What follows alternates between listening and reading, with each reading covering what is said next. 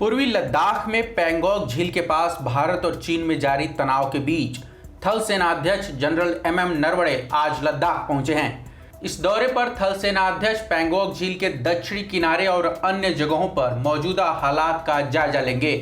ANI के मुताबिक army chief general Manoj Mukund Naravane इस दौरे पर सुरक्षा हालातों का जायजा लेने के साथ वरिष्ठ फील्ड ऑफिसर्स के साथ जमीनी हालात के बारे में ब्रीफिंग लेंगे। जनरल एमएम नरवणे 2 दिनों के लद्दाख दौरे पर पहुंचे हैं। इसके साथ ही थल सेनाध्यक्ष पिछले 3 महीनों से चीनी सैनिकों के साथ आमने सामने खड़े सैनिकों से मिलकर ऑपरेशनल तैयारियों का भी जायजा लेंगे।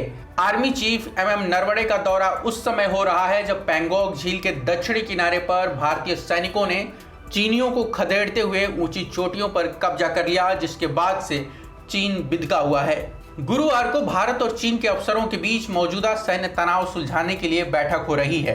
पिछले 4 दिनों से लगातार बातचीत हो रही है, लेकिन अब तक कोई नतीजा नहीं निकला है।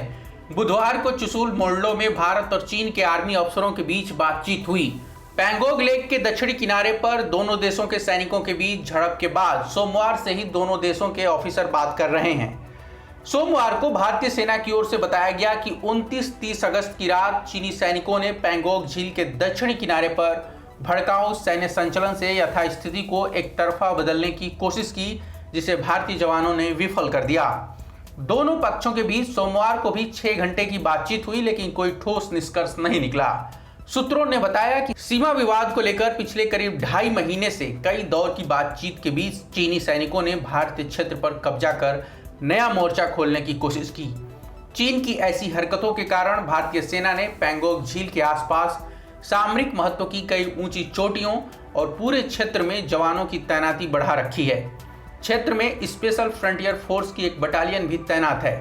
भारतीय वायुसेना को पूर्वी लद्दाख में एलएसी पर चीन की बढ़ती गतिविधियों पर नजर रखने के लिए चौकसी बढ़ाने को कहा गया है।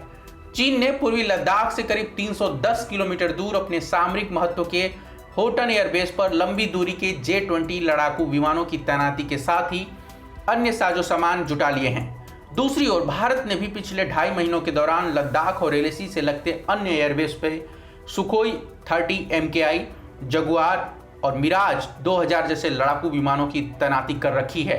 अंबाला में 5 राफेल विमान भी तैनात हैं। इसके पहले 15 जून को गलवान घाटी में भारत और चीनी सैनिकों के बीच टकराव हुआ था, जिसमें 20 भारतीय सैनिक शहीद हो गए थे।